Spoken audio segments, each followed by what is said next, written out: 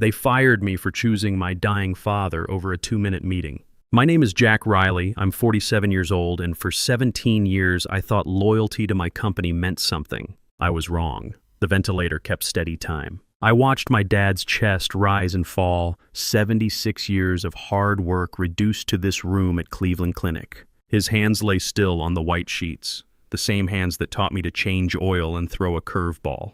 I'd been in that chair since 3 a.m. when the call came. The drive from my apartment in Lakewood had been empty highways through the old steel corridor, past the shuttered mills between Cleveland and Youngstown. Now, at 7 a.m. on a Sunday morning, just the hiss of oxygen and monitors. Those hands told a story. 43 years at Consolidated Steel in Youngstown, furnace tender to floor supervisor. Scars from molten metal, fingernails stained from industrial grease. Crooked pinky finger broken in a machinery accident, never properly set because he couldn't miss work. A man shows up, he used to say, fixing something in our garage on Saturday mornings. I was 8 when he first said it, watching him change transmission fluid in our old Chevy. He said it again when I left for the Army at 18. Said it a third time when I took the job at Bramble & Crest Logistics 17 years ago. Back then, I thought I understood what he meant. Show up for work, be reliable, do your job. But sitting in that hospital chair, watching the man who taught me everything about honor and duty fight for each breath, I finally understood the real lesson. Sometimes you have to choose which job matters most. My phone buzzed. Emergency alignment meeting. 7:09 a.m., attendance mandatory. 2 minutes notice. Sunday morning. While I sat watching my father fight for breath, I looked at the screen, then back at Dad. Gray face under fluorescent lights, oxygen mask fogging with each shallow breath. For 17 years, I'd answered every call from Bramble and Crest. Built their scheduling systems from scratch when I started as a junior dispatcher. Worked my way up through freight coordination, operations management, finally to director of workforce orchestration. I was the guy who kept 200 trucks moving the I-80 freight corridor, routed emergency medical supplies around hurricane zones, made sure grocery stores stayed stocked during the 2020 lockdowns. I'd missed Danny's Little League championship for a hurricane emergency in Houston. Canceled 3 family vacations for critical projects that turned out to be PowerPoint presentations. Worked through Christmas dinners, Easter brunches, birthday parties. I'd given Bramble and Crest everything. Nights, weekends, holidays, family time. All because I believed showing up meant saying yes to everything. But sitting there, holding my father's hand while machines kept him alive, I realized I'd been showing up for the wrong things. The choice was simple. I typed to my team, status in hospital with Dad, log and update me if critical, turned the phone face down. Took his hand. For 17 years, I'd been Bramble and Crest's go-to guy. The company had been different when I started.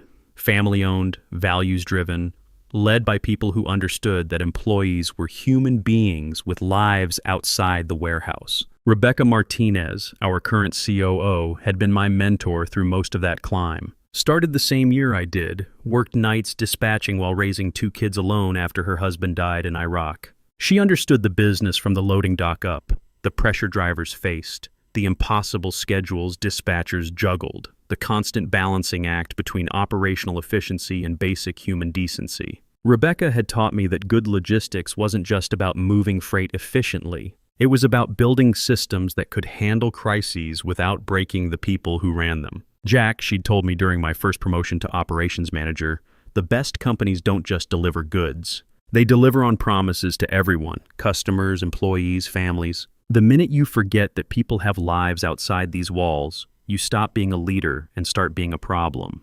I'd carried that lesson through my rise to director level, built schedules that accounted for family emergencies, created backup systems so no single person carried impossible loads, fought for reasonable overtime policies and genuine work-life balance. My team trusted me because I understood that reliable employees needed reliable support from management. Then Bramble and Crest got bought out by Meridian Holdings, and everything changed.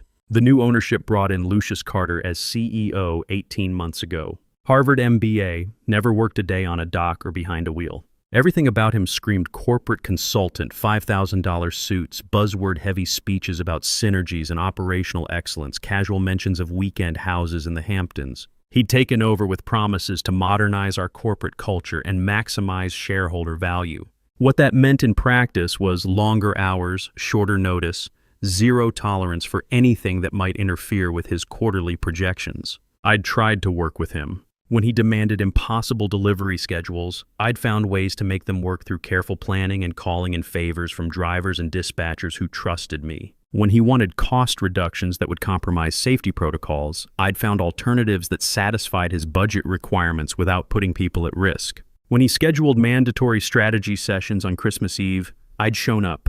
But the warning signs had been building for months. 3 months before this Sunday morning, Lucius had called a 6 a.m. meeting about accountability standards. Half the management team was bleary-eyed, having driven in from suburban homes in the pre-dawn darkness to accommodate his schedule. Lucius, fresh from his personal trainer and looking like he'd stepped out of a business magazine, had lectured us about commitment to excellence. "Gentlemen," he'd said, his voice carrying that smooth confidence that came from never having been truly tested by real adversity. "Success in today's competitive marketplace requires sacrifice. If you're not willing to bleed a little for this company, maybe you're in the wrong business." Mike Stevens from Cold Chain had raised his hand. Mike was a good man. 22 years with the company, 2 kids in college, a wife undergoing cancer treatment. What about when our families need us to bleed a little for them? Lucius had smiled that cold corporate smile that never reached his eyes. "Mike, that's exactly the kind of thinking that keeps companies mediocre.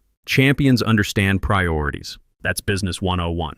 The room had gone quiet. Rebecca, sitting across the conference table, had given me a look that said everything about what she thought of our new CEO's leadership philosophy. I should have seen the collision coming. Lucius believed that dedication meant complete availability, that loyalty required absolute submission to corporate demands. I believed that real loyalty was earned through mutual respect, that sustainable success came from treating people like human beings rather than interchangeable resources. Looking at Dad's gray face under the fluorescent lights, I finally understood that some battles choose you. The meeting came and went. 2 minutes of theater while I sat bedside, listening to the steady rhythm of machines keeping my father alive. Later, I'd learned that others had missed it too. Marcus Williams from Western Operations, Sarah Chen from Cold Chain, even Dave Morrison, who'd taken over Tom Bradley's role in strategic planning after Tom's retirement. But when the termination memo hit the company intranet at 9:47 a.m., only one name was displayed in bold red letters across every computer screen in the building. Mine. Notice of termination, gross dereliction of duty. The subject line was clinical, the content brutal. After 17 years of building systems, managing crises, and delivering results that kept Bramble and Crest competitive in an industry that chewed up weak companies, I was being branded a deserter. Because I chose to sit with my dying father instead of joining a 2-minute meeting that could have been handled with a group text message. The memo was copied to everyone. Board members, senior management, department heads, even external stakeholders and vendor partners. Lucius hadn't just fired me, he'd made me a public example, a warning to anyone who might dare prioritize family obligations over corporate demands. 6 months earlier, at the annual recognition dinner, Lucius had stood at the podium and called me the backbone of our logistics operation. He'd praised my dedication, my reliability, my willingness to go above and beyond for the company. The whole room had applauded. My picture had appeared in the company newsletter with a quote about how dedication to excellence drives everything we do. Now that same man was using my name as a scarlet letter. I closed my eyes and thought about Dad's lessons, about showing up, about what it meant to be a man you could count on, about the difference between loyalty and servitude. Then I picked up my phone and typed 11 words that would change everything. A man's got 2 jobs. Show up for both. I chose mine.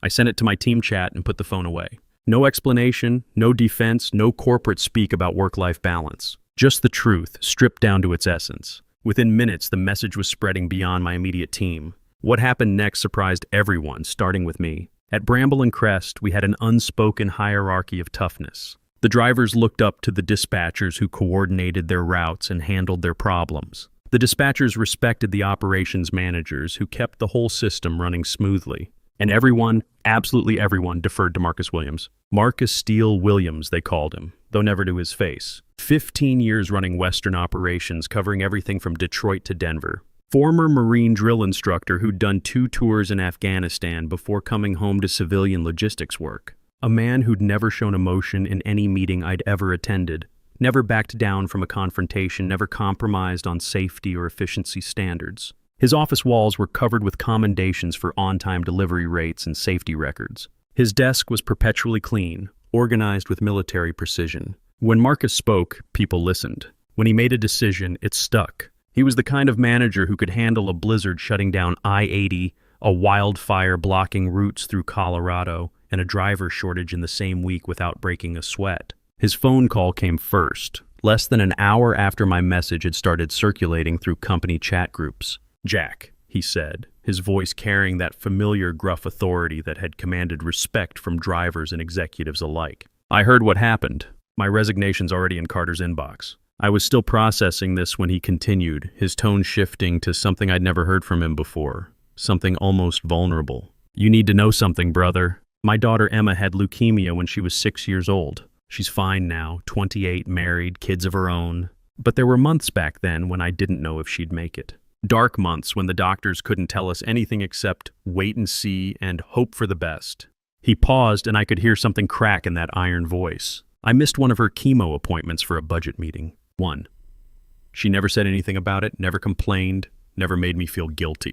But I remember sitting in that conference room listening to some bean counter talk about cost centers and operational efficiency while my little girl was getting poison pumped into her veins to save her life. Another pause, longer this time. "Been in this business 20 years, Jack. Worked for good companies and bad ones, smart bosses and stupid ones. But I've never seen anything like what Carter just pulled. Firing a man for staying with his dying father? That's not business. That's cruelty dressed up in corporate language." He cleared his throat, and when he spoke again, his voice had returned to its normal command tone. "I won't work for a man who punishes a father for staying with his family." "Roger that, brother?" "Roger that," I managed to say, still stunned that Marcus Williams, Steele Williams, had just opened up about the most painful period of his life to explain why he was throwing away a career over my termination. The cascade that followed was like watching dominoes fall in perfect sequence. Tom Bradley called next, 15 minutes after Marcus. Tom had been my mentor when I'd started at Bramble and Crest, the man who'd taught me everything about logistics operations and more about leadership than any business school could have provided.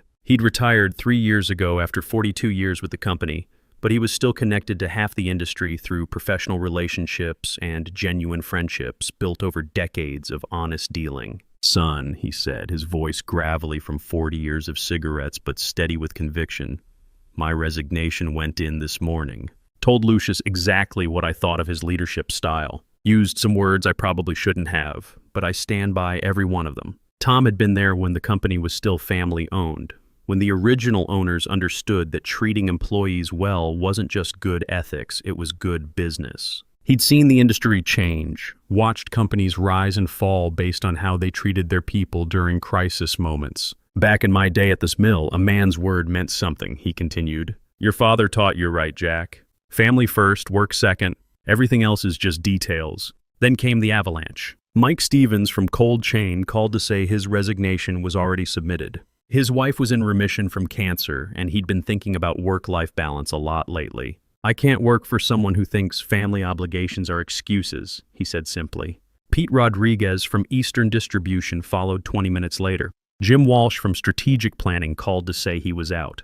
Dave Morrison from Tom's old department submitted his resignation with a note that read simply, "Effective immediately. Personal reasons." By noon, 13 resignations had hit Lucius Carter's inbox. 13 men who'd worked their way up from drivers and dock workers to management positions. Men with mortgages and kids in college, men who'd planned to retire from Bramble and Crest, men who'd built their careers on the foundation of showing up when called upon. Men who'd chosen principle over security. Each resignation was different in its specific language, but they all carried the same essential message: I don't work for dishonorable men. The resignation letters weren't coordinated. There hadn't been time for that. They were individual decisions made by men who'd reached the same conclusion independently, that some lines shouldn't be crossed, some principles shouldn't be compromised, some behavior shouldn't be tolerated regardless of the personal cost. My simple message: a man's got 2 jobs. Show up for both. I chose mine. Was spreading beyond our company like wildfire through dry grass.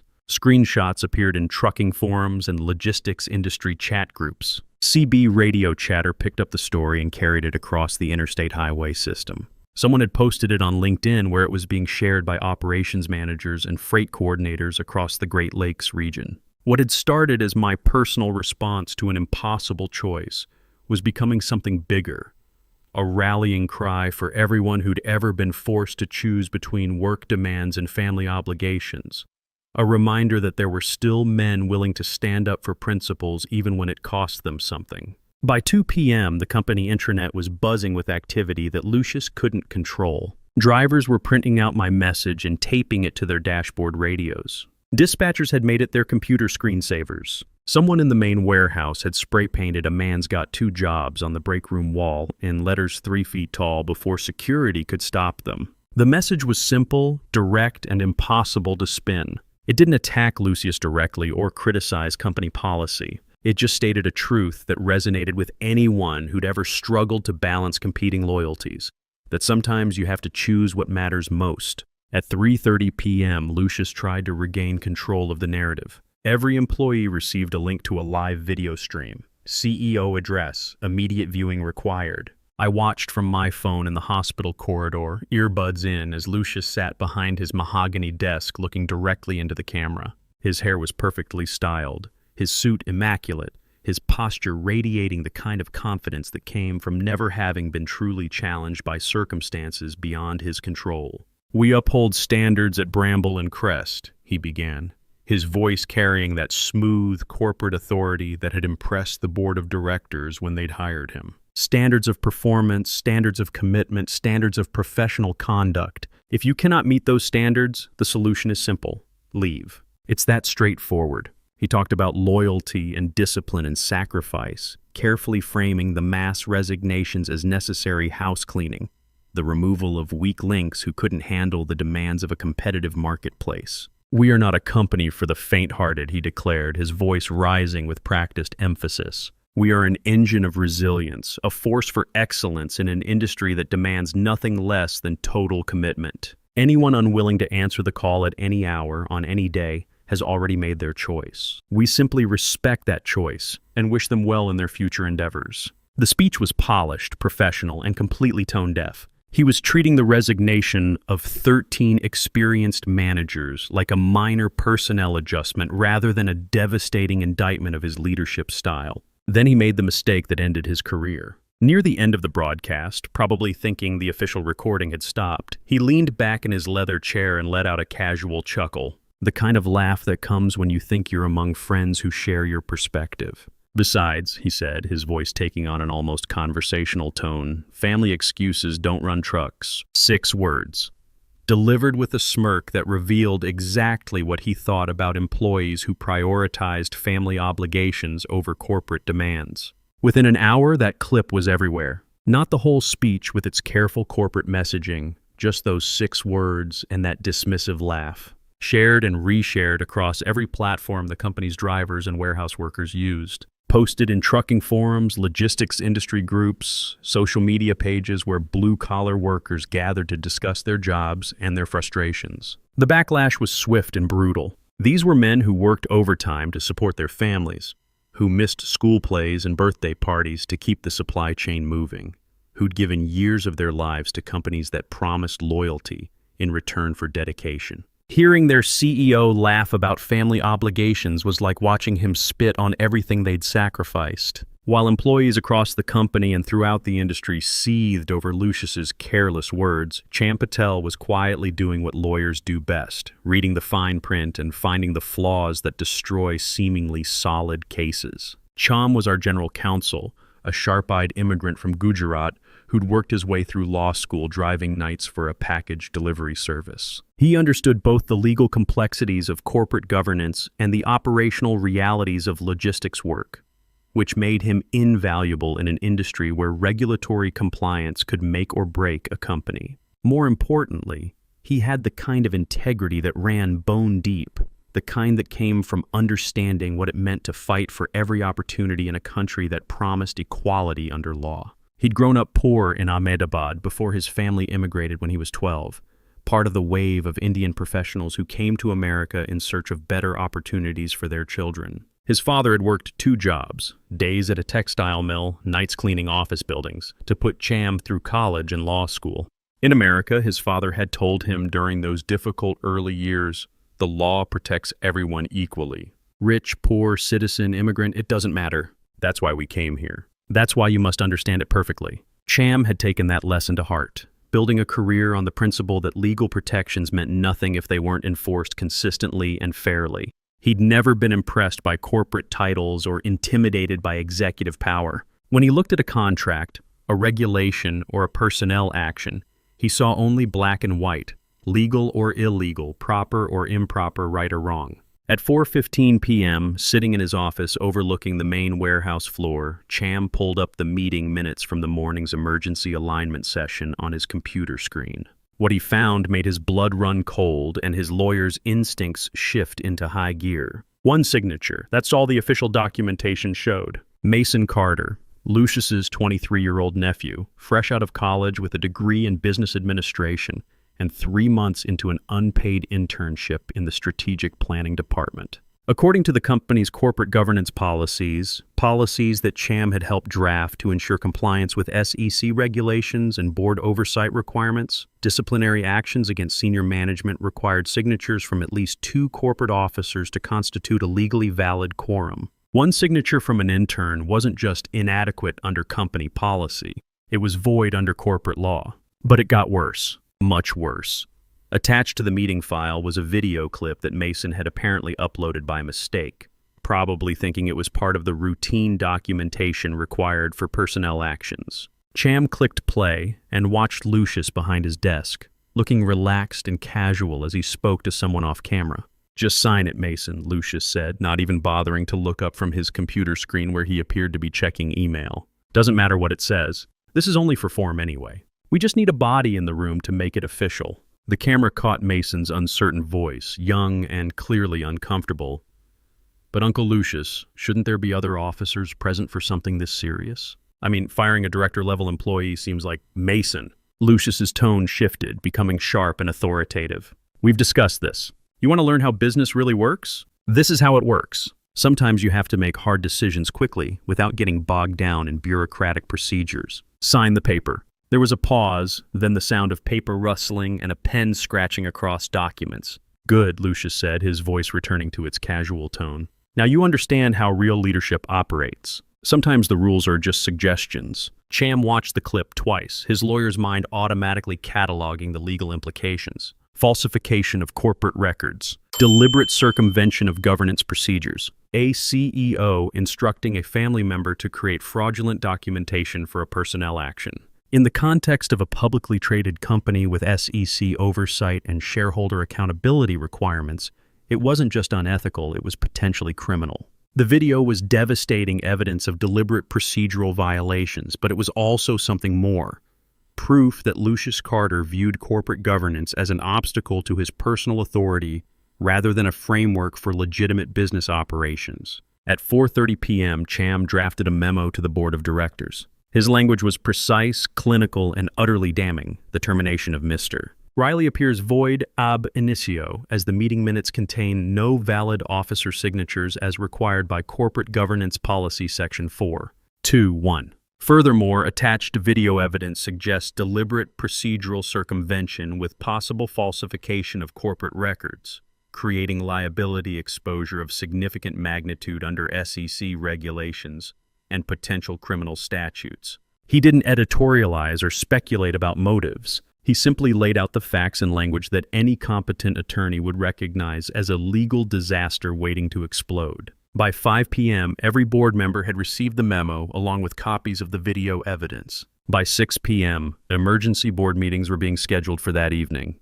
By 7 p.m., outside counsel was being consulted about liability exposure and damage control strategies. Lucius Carter had tried to destroy me with paperwork and procedure using the very corporate systems he'd been hired to manage. Instead, he'd used those same systems to destroy himself. The emergency board meeting ran until nearly midnight on Sunday, but I knew none of this as it was happening. I spent that night in the hospital, dozing fitfully in the uncomfortable chair beside Dad's bed, holding his hand and listening to the rhythmic sound of machines keeping him alive. Around midnight, Dad's eyes had flickered open. He'd looked at me for a long moment, his gaze surprisingly clear and focused despite the medications and the oxygen mask. "You stayed," he'd whispered through the plastic mask, his voice barely audible but unmistakably satisfied. "Where else would I be?" I'd asked, squeezing his hand gently. He'd squeezed back with surprising strength for a man who'd been unconscious for most of the day. Called Danny earlier before they brought me here. Told him what happened with your job. He said to tell you he's proud of his old man. Danny had been 16 when this whole ordeal began. My son living with his mother in Parma since our divorce 3 years ago. Smart kid, honor roll student, better at seeing through people's nonsense than I'd been at twice his age. The fact that he was proud of me for choosing family over corporate demands meant more than any performance review or recognition dinner ever could. Monday morning brought phone calls and news I hadn't expected. Tom Bradley called first, his gravelly voice carrying a note of satisfaction I hadn't heard since his retirement party. Board met all night, son. Lucius is out. Suspended pending investigation into procedural irregularities and governance violations. That's the official language. Your termination's been voided, full reinstatement with back pay and a formal apology from the board. Then came the details, filtering through colleagues and industry contacts who'd been following the story. Rebecca Martinez had been named interim CEO, effective immediately. The board had issued a company-wide statement acknowledging serious leadership failures and promising a comprehensive review of management practices and corporate culture. My job was waiting for me, along with a personal apology from the board chairman and assurances that nothing like this would happen again under the new leadership. But the biggest surprise was what came next. Over the following 2 weeks, my phone started ringing with job offers from competitors across the industry. Word travels fast in the logistics world, especially when it involves a story as dramatic as mass resignations and CEO terminations. My response to an impossible choice had made the rounds at competitor companies, and apparently the kind of man who would sacrifice his career to stay with his dying father was exactly the kind of leader they wanted running their operations. The first call came 3 days after my reinstatement. Jim Peterson from Midwest Freight Solutions, our biggest regional competitor. Jack, I've been following what happened at Bramble and Crest. We've been looking for someone with your operational experience and frankly your character. Are you interested in a conversation? Similar calls followed from Continental Logistics, American Supply Chain Systems, and half a dozen smaller regional carriers. Each company wanted to meet in person to verify that the man they'd heard about was real and to explore whether he might be interested in bringing his skills and principles to their organization. The offers kept coming.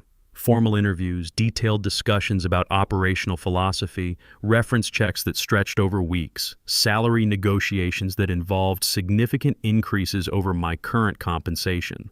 30% salary increase, full benefits package, stock options, and a signing bonus, Peterson said during our final conversation, plus complete authority over operations with a seat on the executive committee. Jack, you'd be reporting directly to our CEO with full autonomy over staffing and policy decisions. It was surreal. 2 weeks earlier, I had been branded a failure and publicly humiliated for choosing family over corporate demands. Now I was being courted by companies offering substantial promotions and salary increases specifically because I demonstrated the kind of character they wanted in their leadership teams. The most unexpected call came from Mason Carter, Lucius's nephew, his voice shaky and young over the phone connection. "Mr. Riley, I'm so sorry," he said, the words tumbling out in a rush of guilt and embarrassment. I didn't understand what I was signing. Uncle Lucius said it was just paperwork, that it didn't matter, that it was all routine corporate stuff. I should have asked more questions. I should have refused. He paused, taking a shaky breath before continuing.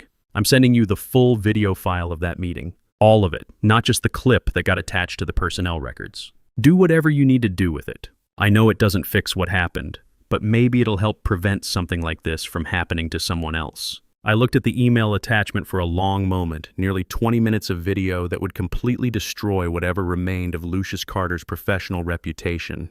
Then I deleted it without watching. Some battles end when your opponent defeats himself. There's no honor in kicking a man when he's already down, especially when that man has a young nephew who's learned a hard lesson about the difference between family loyalty and moral courage. Dad came home on Thursday, weak but breathing on his own, stubborn as ever about accepting help with basic activities. I took a week off, the first real vacation I'd had in 3 years, to help him get settled back into his house on Maple Street in the old Steelyard district, the same house where I'd learned to throw a spiral pass and change brake pads on Saturday afternoons. The house looked smaller than I remembered from childhood, but it was still unmistakably Dad's domain. Tools organized with military precision in the garage, Coffee maker programmed to start at 5:30 a.m. even though he wasn't working anymore. The kitchen table still bearing rings from countless mugs of black coffee shared over morning newspapers and discussions about the Cleveland Browns' prospects for the upcoming season. We didn't talk much about what had happened at work during those first few days. Dad wasn't one for long conversations about feelings and personal revelations, and neither was I. But on Friday evening, as I was helping him organize his medications and understand the new dietary restrictions his cardiologist had imposed, he looked up at me with those clear blue eyes that had guided me through 47 years of life. "Talked to Danny while you were at the store," he said, his voice stronger than it had been since the heart attack. "Told him about what happened with your job, about the company bringing you back and all those other places wanting to hire you." "What did he say?" Dad smiled, the first real smile I'd seen since before his medical emergency.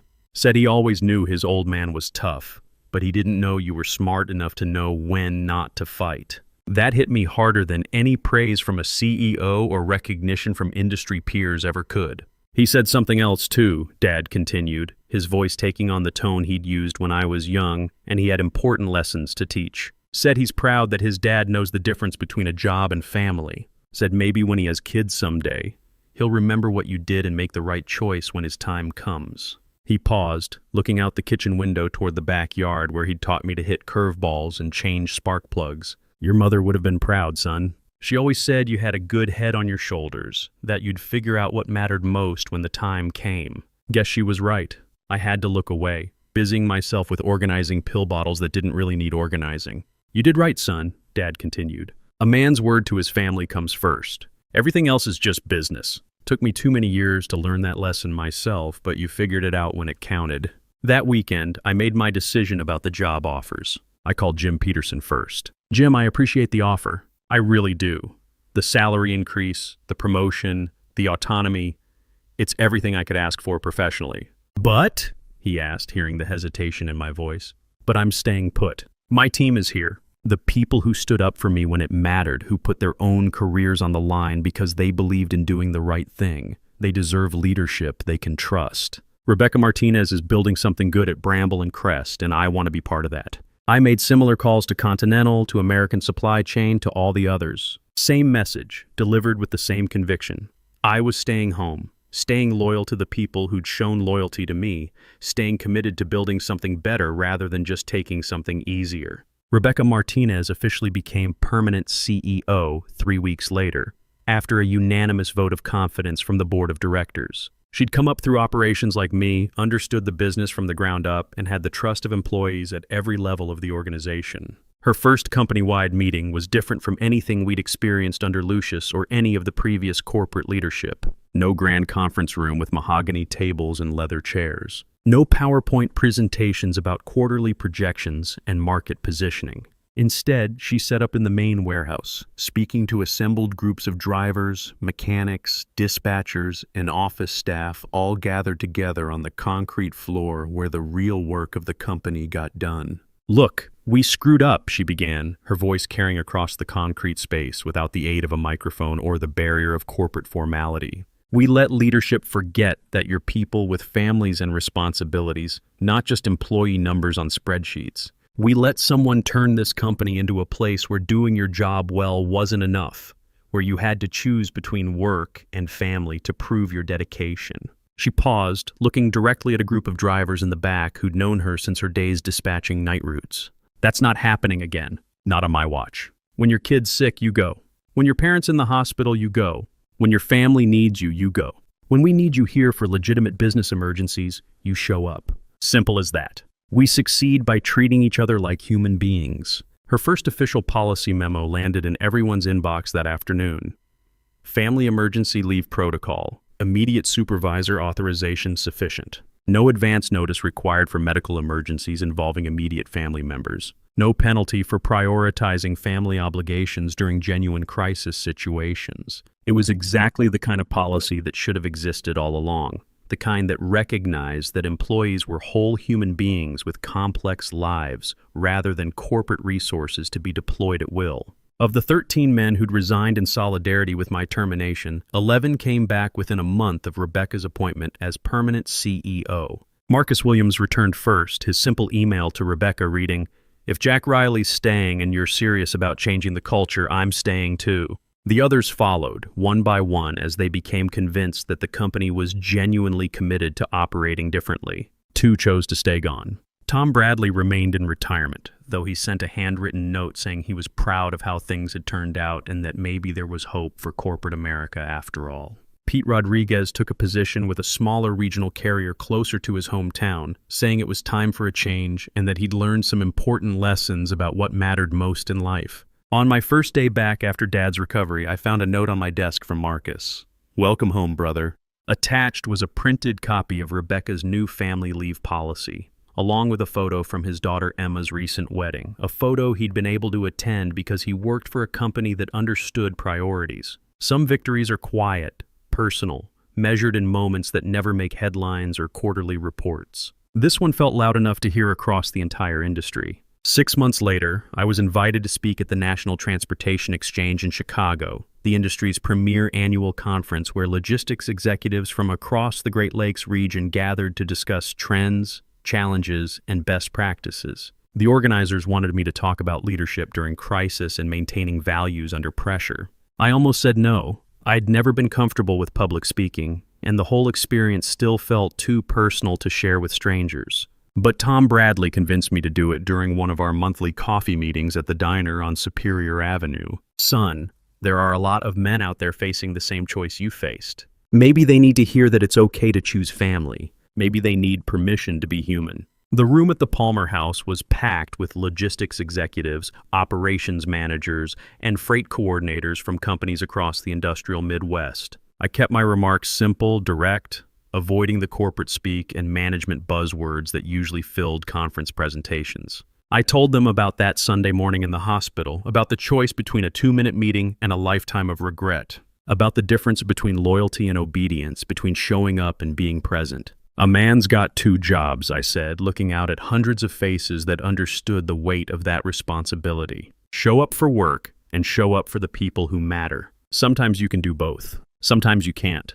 But when you can't, remember which job you can't replace." I talked about the 13 men who'd resigned rather than work for someone who punished family loyalty, about companies that succeed by treating employees as whole human beings rather than disposable resources, about the false choice between career success and family responsibility. The response was immediate. Not just applause, but nods of recognition.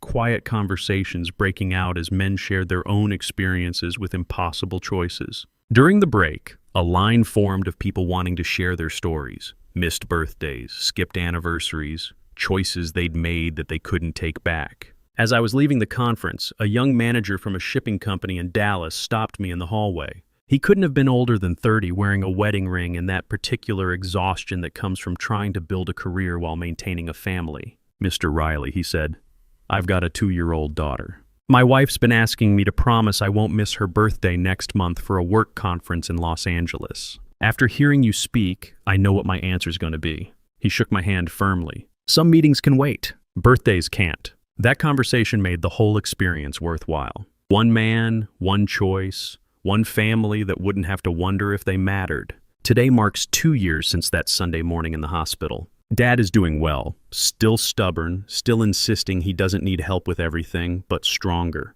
His cardiologist says he's exceeded all expectations for recovery. We have dinner every Sunday now, a tradition that started in that ICU and continues at his kitchen table, usually after Browns games when the weather's good enough for him to complain about their coaching decisions. Danny graduated high school last month as valedictorian, 2 years after this whole ordeal began. He's headed to Ohio State on a partial academic scholarship, planning to study engineering.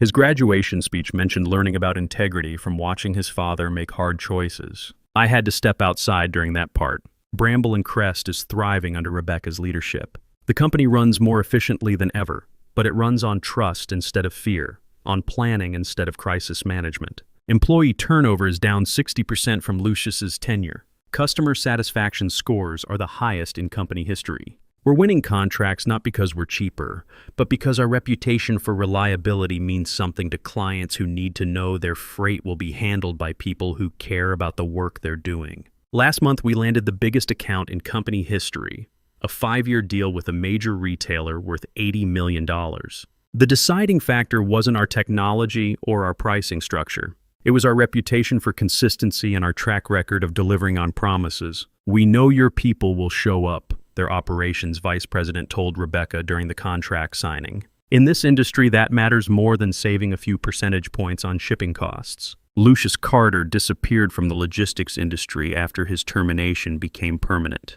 Last I heard, he was consulting for tech startups in Silicon Valley, far away from any business where people count on each other to show up when it matters. Mason transferred to a different company in a different industry and, by all accounts, is learning to ask better questions before signing documents that affect other people's lives. The 13 men who stood up when it mattered, we still get together for beers when we're in the same city, a brotherhood forged in principle that tends to last. Marcus Williams got promoted to vice president of operations under Rebecca's leadership. Mike Stevens beat his wife's cancer and learned to prioritize family time. Tom Bradley enjoys retirement and sends Christmas cards with updates about his grandchildren. My phone still buzzes with urgent requests and emergency meetings. But now I know the difference between urgent and important, between a crisis and theater. And when that phone buzzes at 7 a.m. on a Sunday morning, I check it twice before I move, because a man's got 2 jobs. And I plan to show up for both. The choice between work and family isn't always clear-cut. Most of the time, you can find ways to handle both responsibilities without sacrificing either. But when life forces you to choose, when the stakes are real and the decision matters, you learn what you're really made of. I learned that loyalty is a two-way street. That real leadership means creating systems that don't force impossible choices. That companies succeed when they remember that employees are human beings with lives that matter beyond quarterly earnings reports. But mostly, I learned that Dad was right all along. A man shows up. The trick is knowing where you're needed most. What do you do when someone challenges your principles? How do you handle it when you're forced to choose between competing loyalties? Share your thoughts below, and if this story resonated with you, pass it along to someone who might need to hear it. Sometimes the most important lesson isn't about climbing the ladder faster. It's about knowing when to stop climbing and start living. They say just forget. Move on like it's easy. But forgetting you feels like remembering someone I've never seen. I've been trying to erase you from the places in my mind, but the harder that I fight it, the more you're hard to leave behind. Every memory keeps slipping through the cracks I try to close, like a face I should remember, but somehow never know. Forgetting you feels impossible, like chasing something I can't hold, like trying to remember someone that I've never even known. I keep reaching through the silence for a past I can't undo, 'cause letting go of what we had feels like losing something true. Every moment turns to fragments, every thought just fades to blue, like I'm searching for a feeling that still only leads to you. Forgetting you feels impossible, like chasing something I can't hold, like trying to remember someone that I've never even known. I keep reaching through the silence for a past I can't undo, 'cause letting go of what we had feels like losing something true.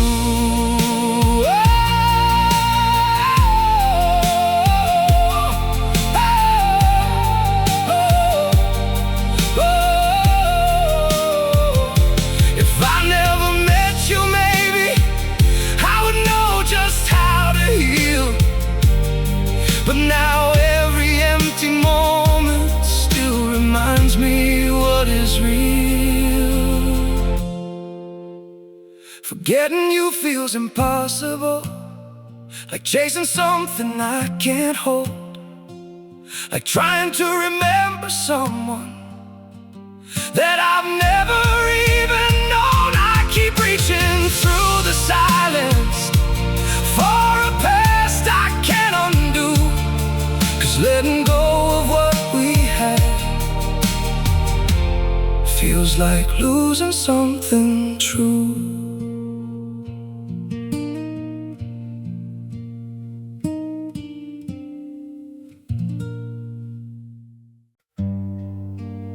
Some days feel off,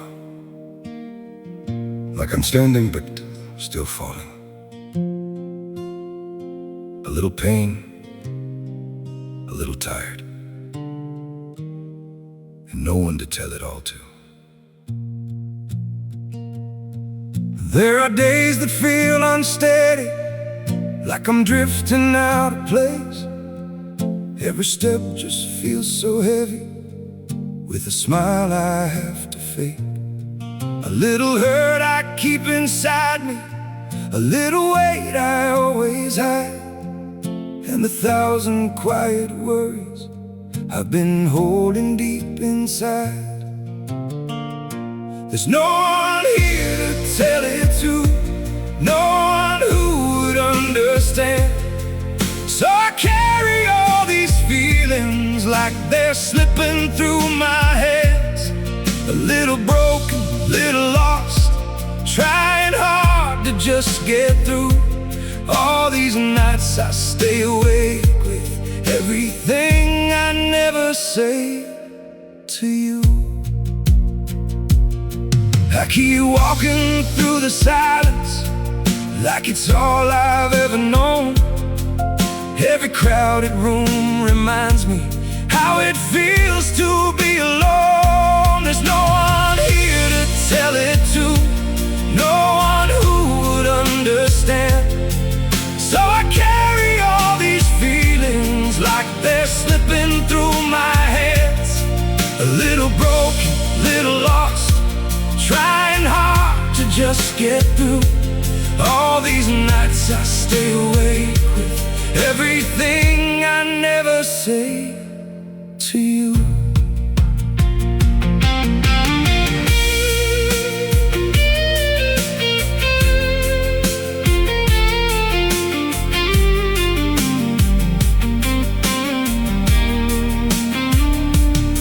Maybe one day I'll be stronger, maybe I'll learn how to speak, but for now I keep it buried in the parts of me